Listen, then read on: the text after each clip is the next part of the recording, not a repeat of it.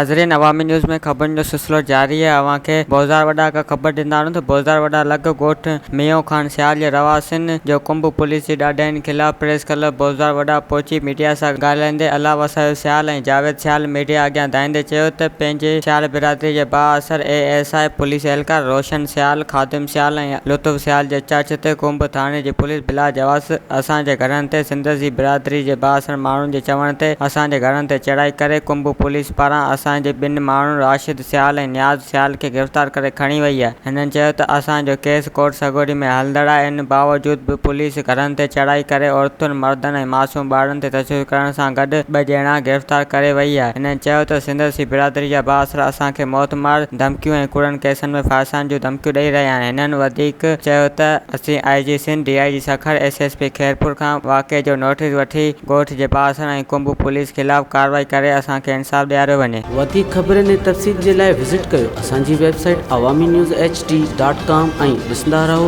Awami news HD।